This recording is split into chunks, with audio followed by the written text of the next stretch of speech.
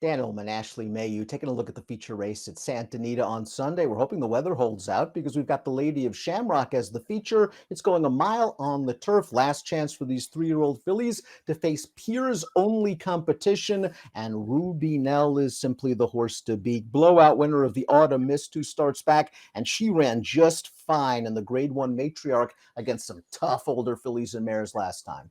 Yeah, she certainly got tested for class 3-year-old and upward in the matriarch grade 1 competition. And I don't think, all in all, it wasn't a bad performance. She only had a couple horses beaten early on. She ends up finishing fifth, beaten by 2 lengths. I agree. I think from a numbers standpoint and looking at several of her last efforts, she is clearly the one to beat on paper. And she's a fun filly because she can blast out to the lead if necessary, or she can sit off the pace. We'll see where Timeform US has her on the Timeform US pace projector. And there she is, lo and behold, out on the lead in a situation that favors front runners. So if the best horse gets the best trip, those horses are usually tough to beat.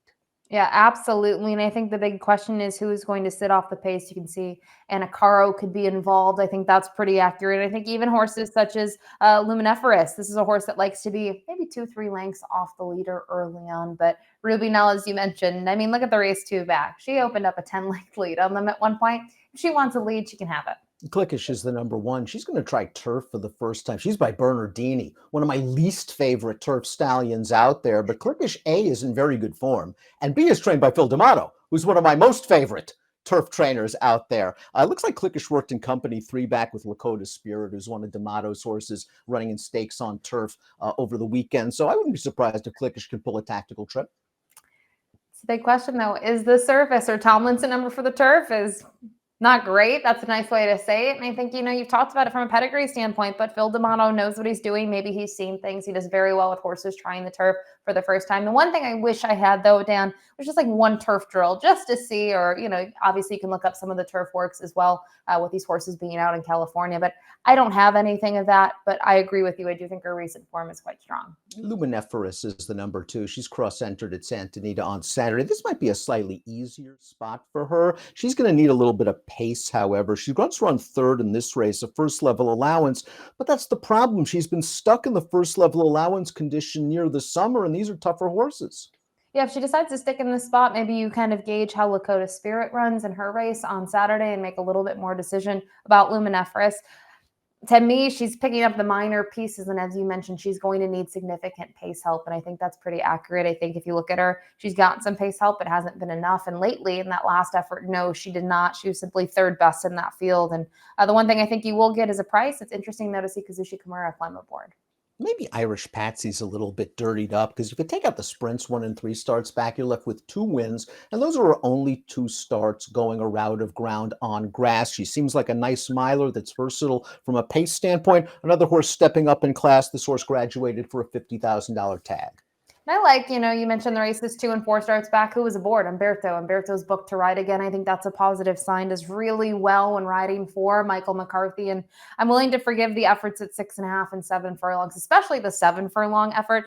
It's still a good performance. We talk about this every time we see those races from Kentucky Downs. They're really hard to make much out of them. We'll see horses that run a huge performance in a stakes race at Kentucky Downs. They go to Churchill, they go somewhere else, and they can't do the same. And a lot has to do with the configuration of the course. Ruby Nell is certainly the horse to beat. What a performance in the Autumn Mist 2 starts back. Just consider she stumbled at the start, and then in the blink of an eye is 5 lengths clear going into the clubhouse turn, and she just kept rolling along to win that race. And in the matriarch, they took her off the pace. She kind of made a nice menacing bid into contention, turning for home, and then flattened out. Those are better horses.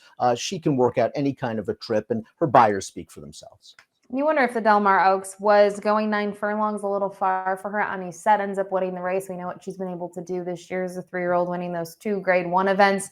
I thought last time out, she still ran a very good race in the grade 1 matriarch. And you've said it already, the Autumn Mist, just a wild race to watch start to finish. You don't see this happen that often, that she obviously had plenty left in the tank to get the job done. So I'm excited to see her return to a mile and drop in class. Princess Bettina returns to the Peter Urton barn after a couple of tries east for Todd Pletcher. This horse has already proven herself at Santa Anita going a mile. She was able to shake loose in the China Doll over a wet turf course. I didn't think she had the greatest trip in the Penn Oaks 2 starts back. Just a race with no pace, and she was wrangled off of it, and I think that worked against her. And maybe the yielding ground at Saratoga wasn't what she wanted. I think she fits very well with these kind of horses, and she might be sitting in closest attendance to Ruby Nell.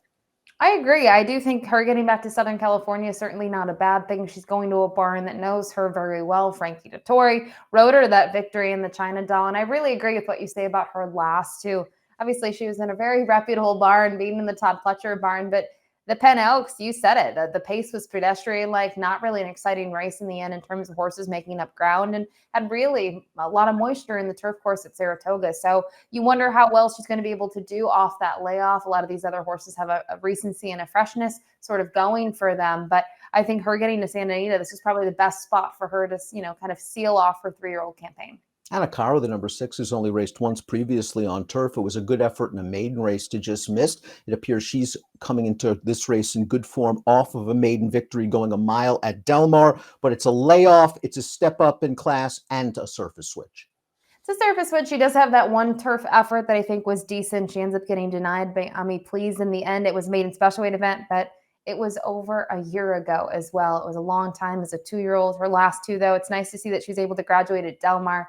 I don't think the distance will be an issue. I think she's certainly a horse that can shake things up from the pace perspective, but from a numbers perspective, she would have to see a significant improvement to be competitive. There was a ton of buzz surrounding Justique early in her 2-year-old campaign after a couple of exciting performances from well off the pace, and that's Justique. She just doesn't have much early speed, and she hasn't been a match for Ruby Nell in her last 2 races, although I thought in the Unzip Me, going 6.5, she was making up some ground, and that's what worries me a little bit. Ashley, do you think Justique is better as a late-running sprinter?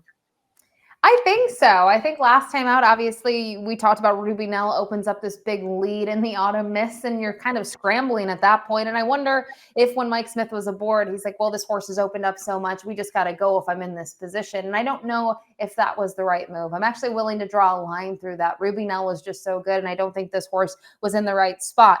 I wouldn't be surprised to see them try to make one late run once again with her. That might be her best chances. Let's take a look at our top picks in the Lady of Shamrock. Ruby Nell is way the horse to beat. I'll take a small chance against her with Justique, hoping that maybe the pace heats up. Maybe Frankie goes after Ruby Nell with Princess Bettina, but Justique's going to have to bring a career best. They all are going to have to if they're going to beat Ruby Nell. I absolutely agree. I really actually wanted to use Irish Patsy on top. I just thought if Ruby Nell catches a flyer, this could be over. Her numbers are just stronger than everyone else's. But for me, a close second would be Irish Patsy. I'm curious to see what value, I should say, that she'll offer. And I just think those races 2 and 4 back, those are what you can key on it and try to make a case for. Liking a horse like Irish Patsy all of a sudden gives Ruby Nell a little bit of value, because if you play that 4-3 and it comes in, it should pay okay. 4-3-7-5 for Ashley, 7-4-5-1 for me. It is the Lady of Shamrock at Santa Anita. Happy New Year, everyone.